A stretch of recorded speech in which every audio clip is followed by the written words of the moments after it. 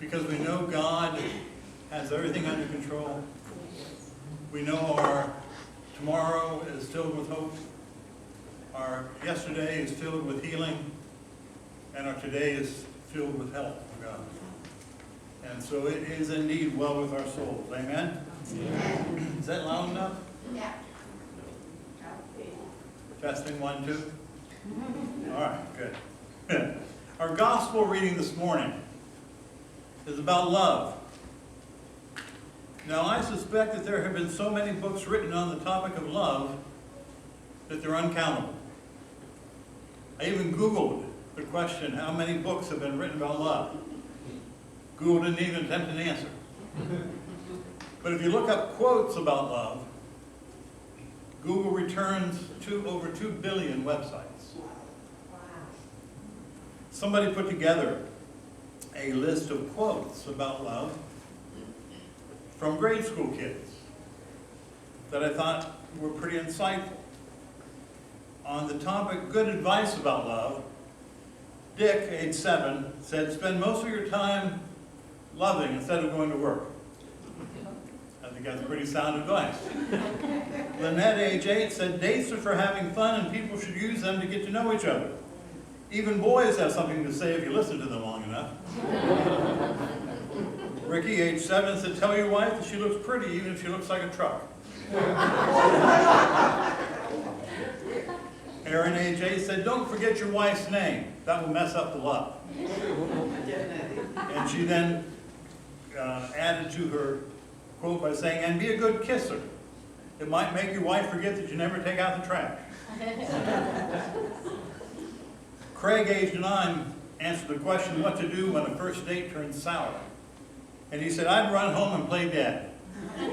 The next day I would call all the newspapers and make sure they wrote about me in the dead column.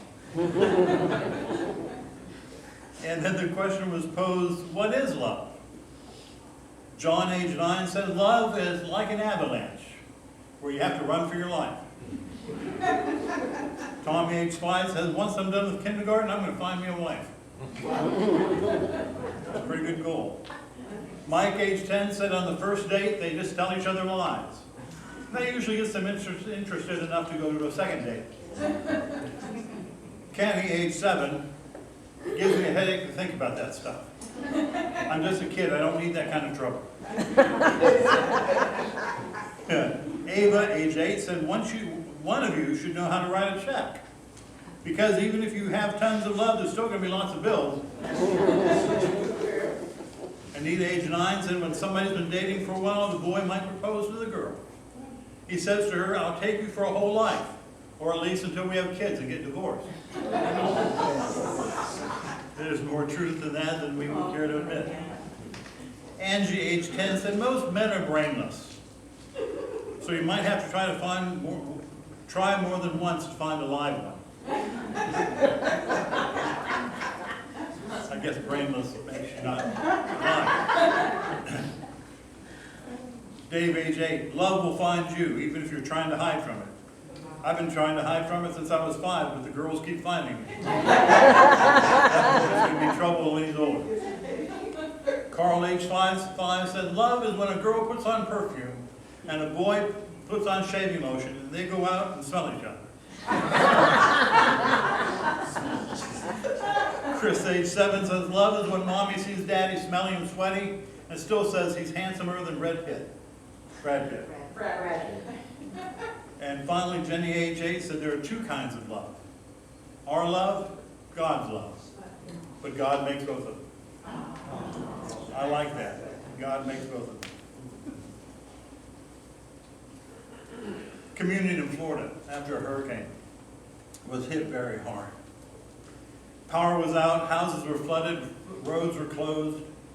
The Red Cross Center at the local middle school was filled with folks seeking help and assistance, and a distraught African-American woman asked tearfully for 6 flashlight batteries. My kids are afraid of the dark, she said. Sorry, came the answer. Only 2 batteries per family. However, if you have relatives living with you, you can have 2 more for each one. The woman just stood there paralyzed, feeling helpless. White man standing nearby raised his hand and said, "Excuse me, but I'm a relative." Right after that, there was a young Chinese girl. Spoke up, said, "So am I." Red Cross worker handed the woman 6 batteries with a smile. When Jesus was preparing his disciples for the time he'd no longer be with them, he said to them, "A new command I give you.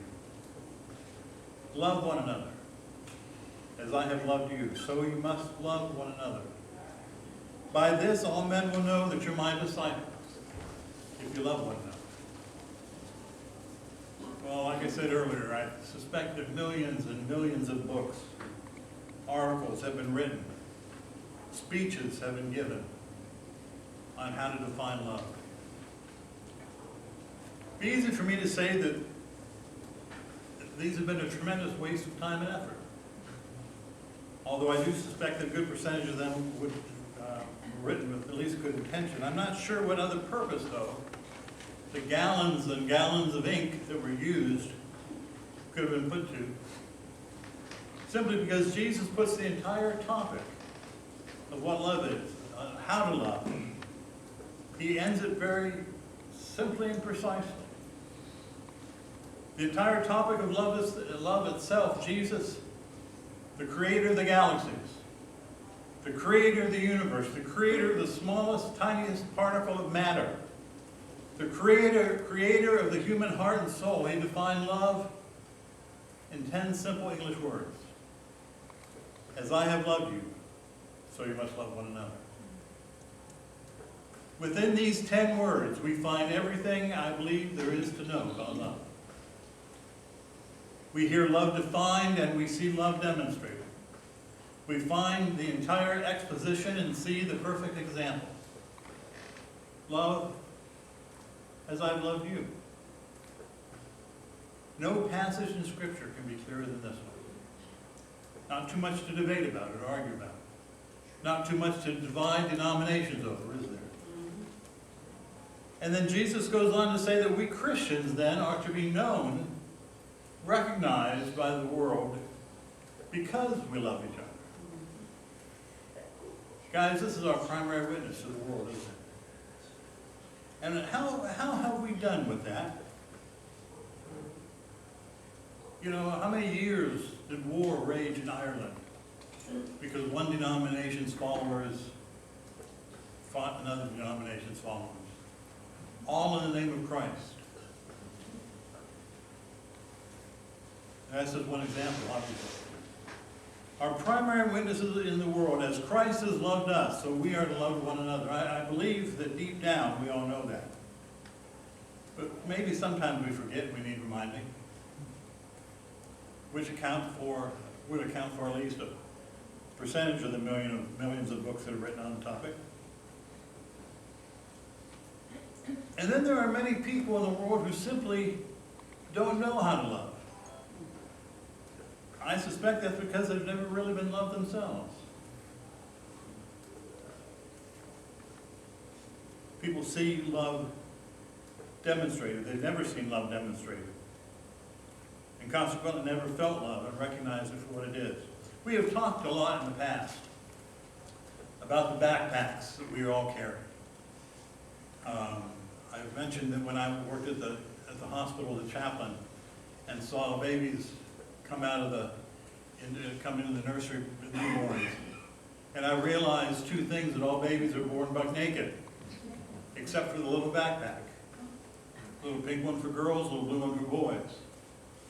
And we carry those backpacks on our backs all through life. And as we grow and go through life, we have stones thrown at us.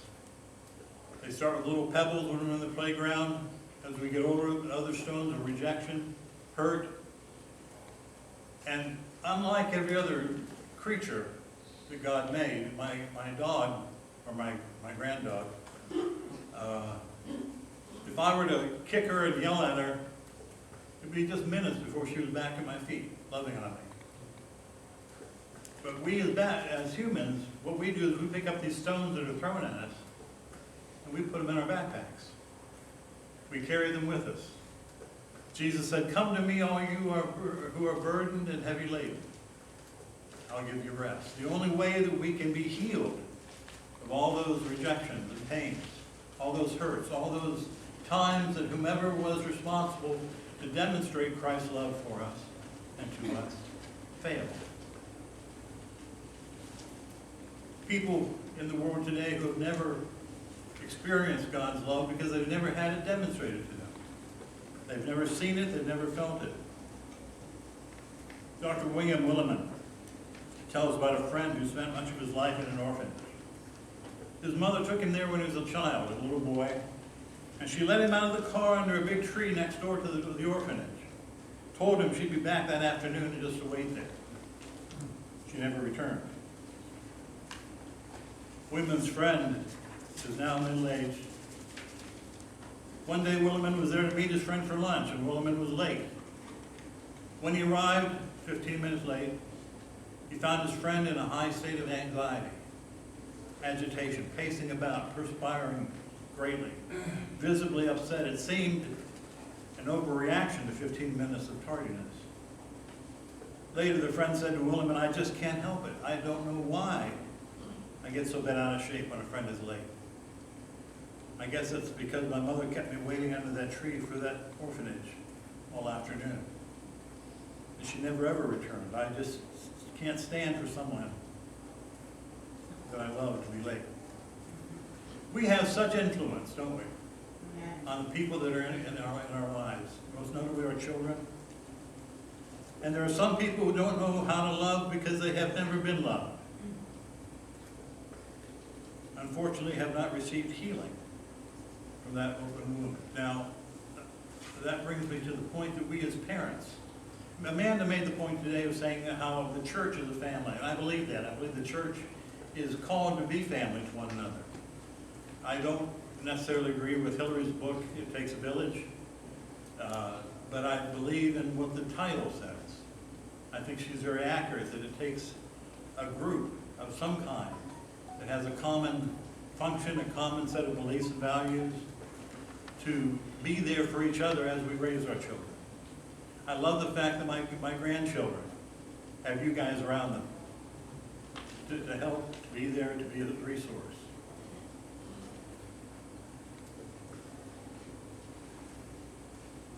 Ted Engstrom tells about a man whose life seemed doomed from the start.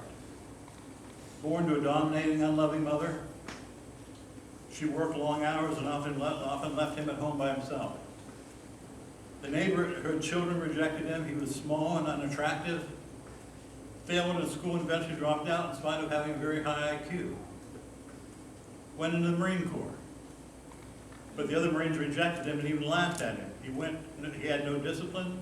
He didn't know how to respond to authority, and he was soon court-martialed and discharged from the armed services. So he moves to another country, hoping to get a fresh start, marries a young woman who also came from a difficult family situation.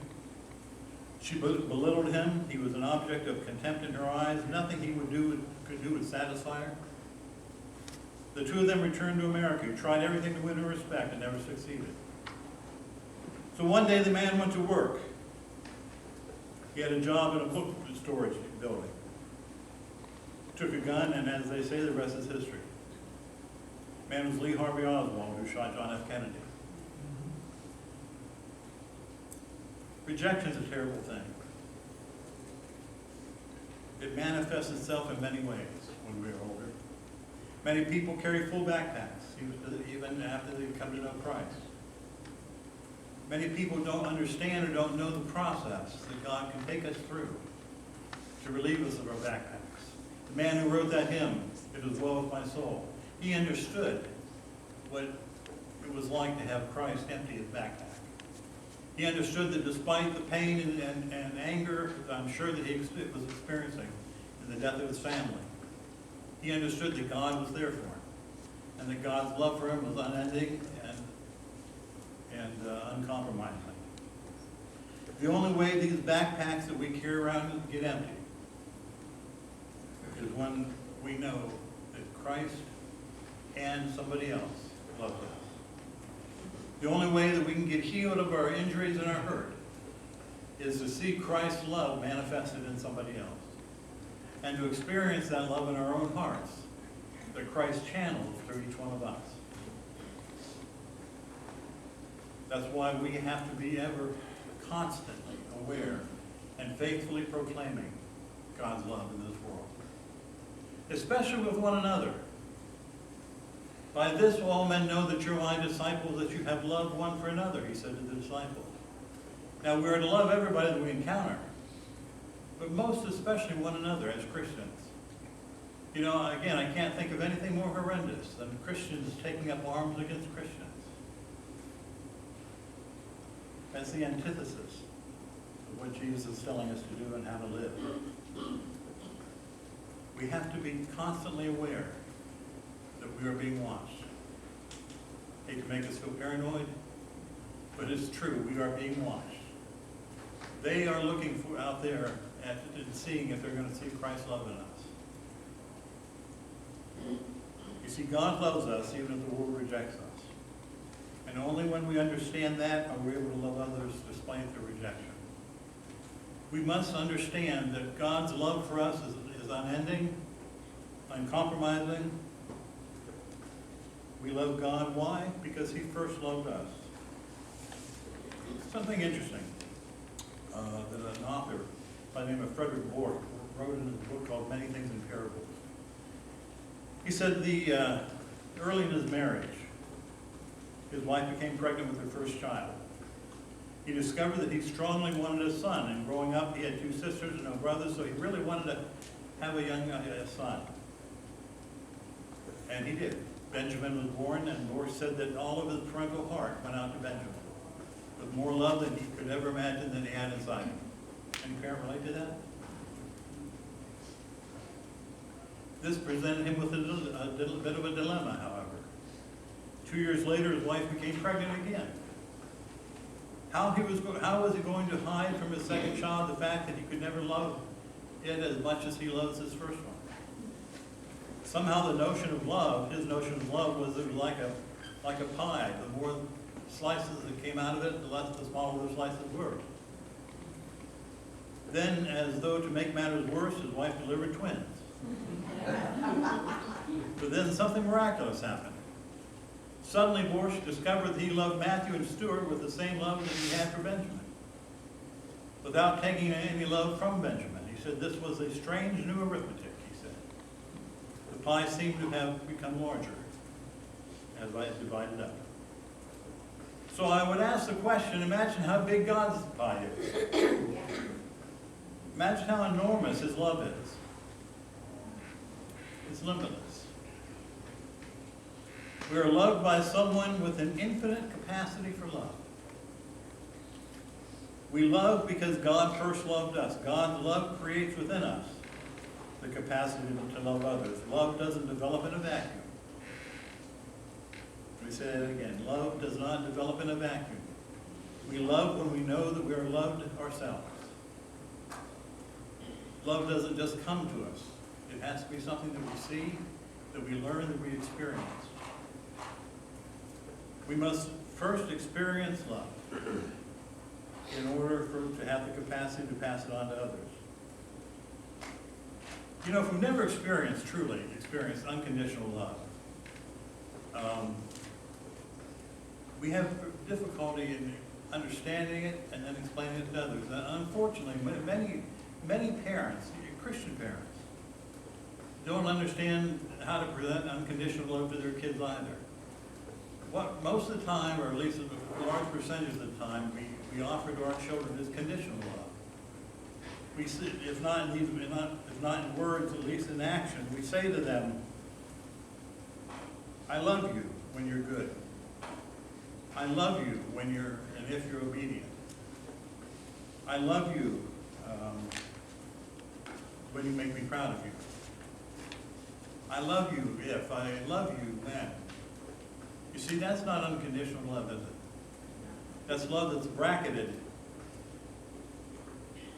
with conditions. And even though they may not have meant those conditional messages to take hold, unfortunately they do so often at a time.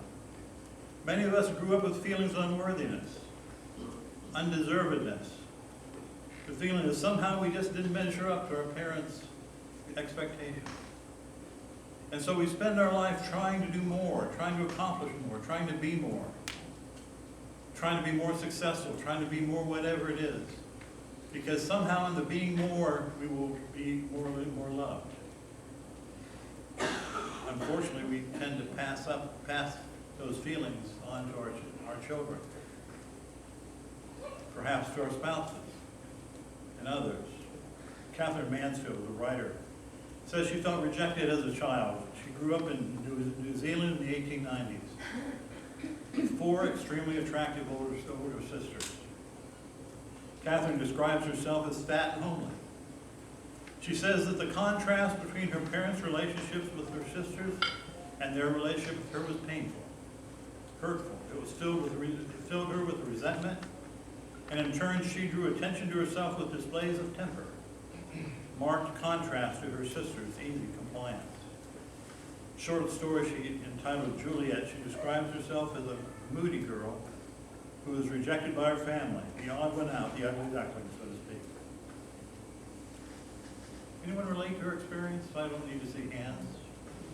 But there are so many people who have great difficulty loving, have great difficulty receiving love, because they have never been loved unconditionally themselves.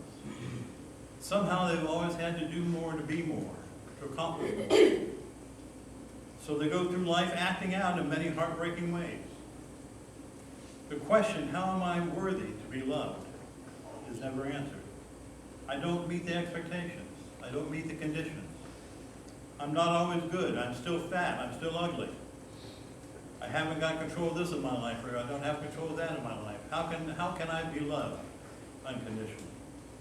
See, I don't meet the conditions that were planted within my heart as a child. Unless, through God's intervention, they experience true love. Amen. His love.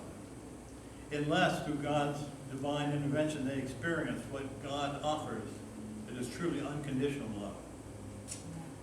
Love that is there despite their failings. Love that is there that says He will never reject us. He will never quantify His love. He will never bracket it with conditions. Until we experience God's love that comes without conditions, we often tend to continue to maintain the effort of trying to meet these preconceived ideas, preconceived conditions. And the unfortunate result is that they have very limited capacity for love, and no genuine love can they pass then on to others. And by genuine love, I mean love that comes with no conditional attachments. Because that is truly the only true kind of love that God represents. And parents who live by conditional love produce children who live by conditional love. What's it say in Genesis? They brought forth after their own kind. Broken parents produce broken children. Conditionally loved parents produce conditionally loved children. Wounded people make wounded children. We as parents have the responsibility to examine our hearts, examine our lives, and ask ourselves the question, am I trying to meet condition? Am I trying to meet preconceived ideas about my life that really aren't true, that aren't really there for me? That God's love is in fact unconditional in my life? Conditionally loved Christians also make conditionally loved Christians in terms of our discipleship, in terms of how we represent God to others. And you know, churches are so hugely responsible for making conditionally loved Christians. How many churches are just filled with rules and regulations that you've got to keep them in order to be loved by God? They maybe don't say it in so many words, but they live it. The churches that say, if you eat this, don't keep the food laws of the Old Testament. If you don't go to church, if you go to church on Sunday instead of Saturday like you're supposed to, or whatever it may be, or if you don't fast on Friday before communion, or rules upon rules upon rules. that even though they may not say it in so many words, what they are saying is if you don't meet these conditions, God's not going to be happy with you. God's not going to love you if you don't meet these conditions. It's vitally important that you and I pass on God's love to people who have never known what true unconditional love is. Our key task as followers of Christ is to live what Jesus said, a new command I give you, that you love one another. Love one another as I have loved you. How did he love us? Did he say to any disciple or anywhere in Scripture, you have to do such and such and such and such in order for me to love you? No, that's not God's nature. It's not what he is all about. Love one another, he said, as I have loved you, so you must love one another. By this, then, will all men know that you're my disciples. To see the simple yet world-changing life of living after Christ. The defining clause, love as I have loved you. See, we don't have to go searching the library or the internet for books and articles and theses on what does it mean to love, what is love. We don't have to ask a class of second graders. It's simply defined for us, to love as I have loved you. Our role is to learn, to seek understanding, and to truly experience the as I love you clause. To learn, to experience, and then to pass on to others what it truly means to love unconditionally. To love sacrificially. To pass on to others experience, the heart knowledge of what God's love is really truly all about. Folks who spend their lives reading and studying, we could focus on the untold millions of books written about love, about loving others, loving our families, loving and raising our children. Instead, what we ought to be doing is looking around us. Looking around us for examples of, as I have loved you, love. We've talked many times in the past about how divided the world is that we live in. I believe, in my humble opinion, our country has never seen such division before. Such division on political lines, racial lines, religious lines. One of the most visible displays of this division I believe that I have seen is the use of the national anthem of football games to make a racial and or political statement. I mean, I'm not questioning why they did it, what their motives are, where their heart is. Just making a statement that it's a very visible statement about something that they're opposed to. I want to close today with a short video. Let me give you a little background on it. It's April 27, 2003. It's Game 4 of the NBA Finals. It's between the Portland Trail Blazers and the Dallas Mavericks. Trail Blazers are coached by former NBA All-Star Maurice Cheeks. Any NBA followers here? Just George. Okay. Well, this was the playoffs. This was the big time. This is what professional athletes live for, what how their year culminates. The regular season is just a prelude to the playoffs. An effort to get in the postseason and be in the place to win the league championship. That's the big time. That's when your name is written in the books and the paychecks really start getting bigger. Most importantly is to become a part of your sports history. Everything centers on that. Sorry. At the start of each playoff game, the roaring crowd is at its highest pitch. Players put on the proverbial game faces. The battle is moments from beginning. All external thoughts get filtered out and focus is completely solely on the task ahead. The national anthem for most athletes is one of those external influences that they usually tune out. More than most of us who hear the Star Spangled Banner larger than special occasions, professional athletes hear it how often during the week and during the month. every single competitive game they've ever played. Game after game, repeatedly, each season, and season after season for decades, they listen to the Star Spangled Banner relentlessly. And as meaningful as the song is, it's also just part of the ritual for a professional athlete. He's focused on the game. He's geared up for the game. He's anxious for the start of the game. Silent, not singing, maybe not even hearing the music. Waiting for the national anthem to be played and finished so that they can start playing their game, what they're there for. It's likely as much background noise as it is patriotic uplift. And so it must have been as the Trailblazers and the Mavericks prepared for this playoff game to start. Stepping out into the court was a young lady, Natalie Gilbert, 13 years old. Just another national anthem, just another youngster who won a contest, just another 2 minutes the crowd wanted to get past for the game that they were there to see to start. And she started fine.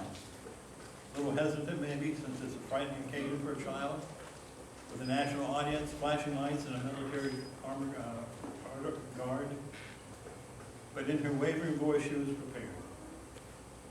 That's when Maurice Cheeks showed what kind of person he was. Maurice Cheeks had had a very good NBA career as a player. He played for 15 years and was selected to 4 All-Star games. When he retired, he was the all-time leader in steals and 5th in assists. He averaged over 11 points a game, and later in life he became a coach, a position he was currently in for the Portland Trailblazers.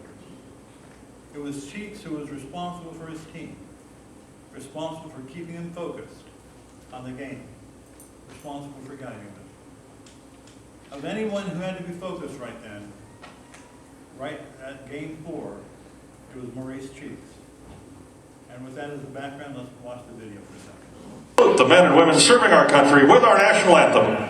Please welcome, as voted by you, the fans, our winner of the Toyota Get the Feeling of a Star promotion, Natalie Gilbert.